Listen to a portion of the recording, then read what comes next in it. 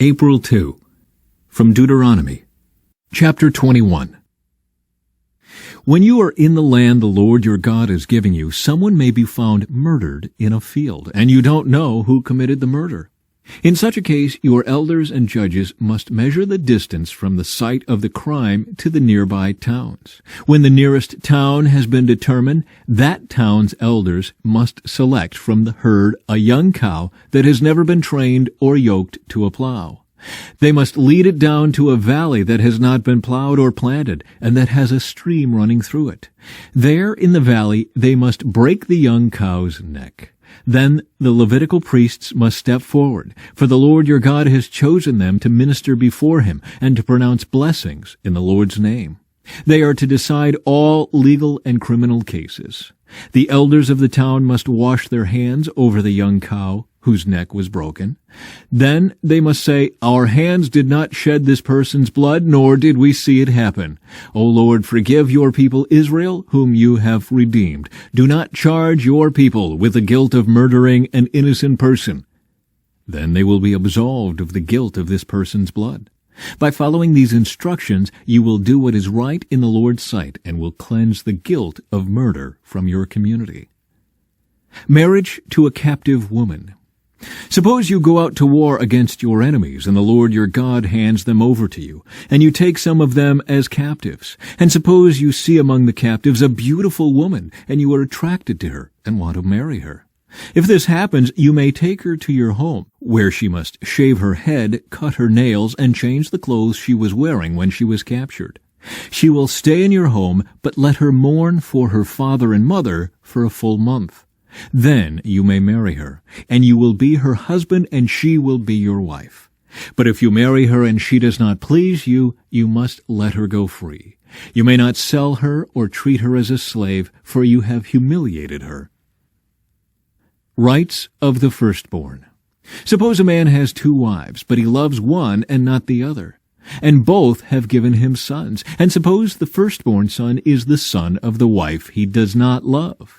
When the man divides his inheritance, he may not give the larger inheritance to his younger son, the son of the wife he loves, as if he were the firstborn son.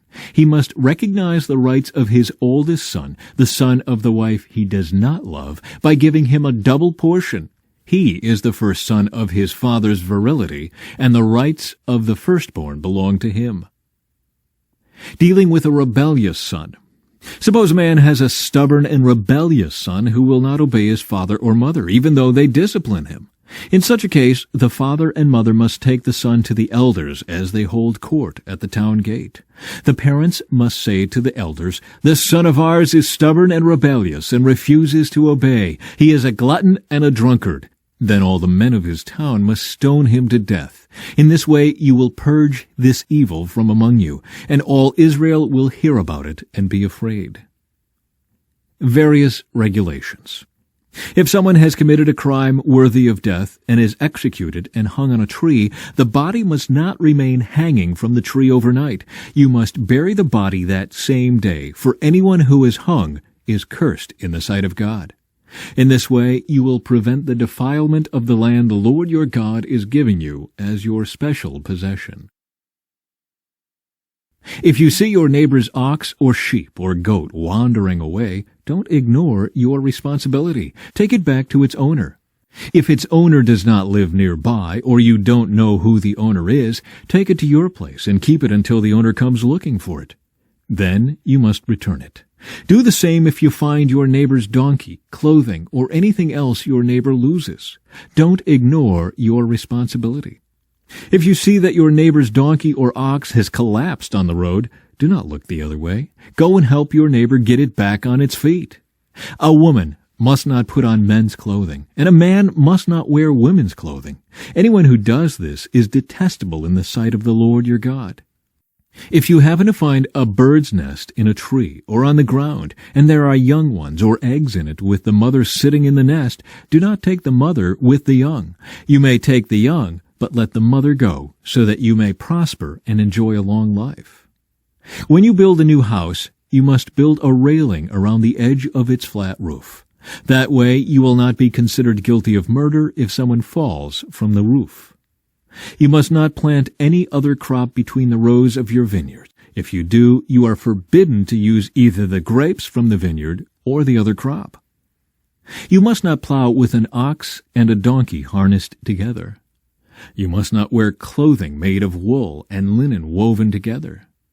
You must put 4 tassels on the hem of the cloak with which you cover yourself, on the front, back, and sides. Regulations for sexual purity. Suppose a man marries a woman, but after sleeping with her, he turns against her and publicly accuses her of shameful conduct, saying, "When I married this woman, I discovered she was not a virgin." Then the woman's father and mother must bring the proof of her virginity to the elders as they hold court at the town gate. Her father must say to them, "I gave my daughter to this man to be his wife, and now he has turned against her. He has accused her of shameful conduct, saying, 'I discovered that your daughter was not a virgin. But here is the proof of my daughter's virginity.'" Then they must spread her bedsheet before the elders. The elders must then take the man and punish him. They must also fine him 100 pieces of silver, which he must pay to the woman's father, because he publicly accused a virgin of Israel of shameful conduct. The woman will then remain the man's wife, and he may never divorce her. But suppose the man's accusations are true, and he can show that she was not a virgin. The woman must be taken to the door of her father's home, and there the men of the town must stone her to death, for she has committed a disgraceful crime in Israel by being promiscuous while living in her parents' home. In this way you will purge this evil from among you. If a man is discovered committing adultery, both he and the woman must die. In this way you will purge Israel of such evil. Suppose a man meets a young woman, a virgin, who is engaged to be married, and he has sexual intercourse with her. If this happens within a town, you must take both of them to the gates of that town and stone them to death. The woman is guilty because she did not scream for help. The man must die because he violated another man's wife.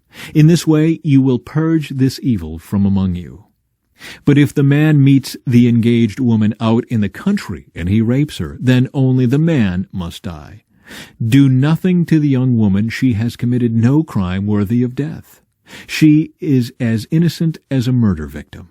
Since the man raped her out in the country, it must be assumed that she screamed, but there was no one to rescue her.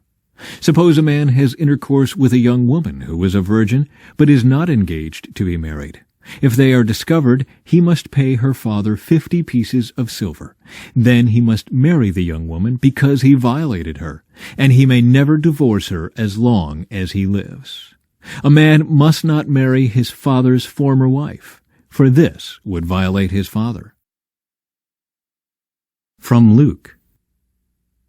As the time drew near for him to ascend to heaven, Jesus resolutely set out for Jerusalem. He sent messengers ahead to a Samaritan village to prepare for his arrival.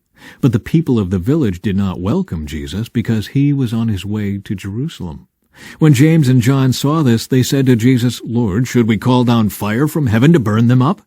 But Jesus turned and rebuked them. So they went on to another village. The cost of following Jesus. As they were walking along, someone said to Jesus, "I will follow you wherever you go." But Jesus replied, "Foxes have dens to live in, and birds have nests, but the Son of Man has no place even to lay his head." He said to another person, "Come, follow me." The man agreed, but he said, "Lord, first let me return home and bury my father." But Jesus told him, "Let the spiritually dead bury their own dead. Your duty is to go and preach about the kingdom of God." Another said, "Yes, Lord, I will follow you, but first let me say goodbye to my family." But Jesus told him, "Anyone who puts a hand to the plow and then looks back is not fit for the kingdom of God." The Lord now chose 72 other disciples and sent them ahead in pairs to all the towns and places he planned to visit. These were his instructions to them. "The harvest is great, but the workers are few. So pray to the Lord who is in charge of the harvest. Ask him to send more workers into his fields. Now go, and remember that I am sending you out as lambs among wolves.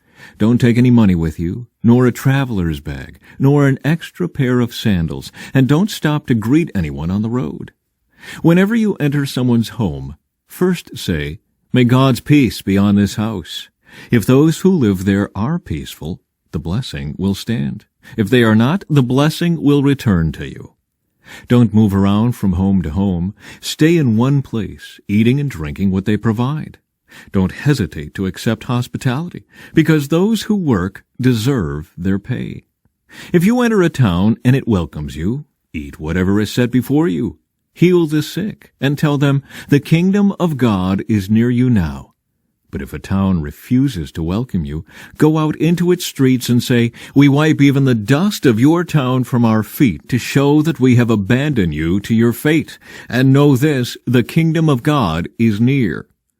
I assure you, even wicked Sodom will be better off than such a town on Judgment Day. Psalm 74. O God, why have you rejected us so long? Why is your anger so intense against the sheep of your own pasture?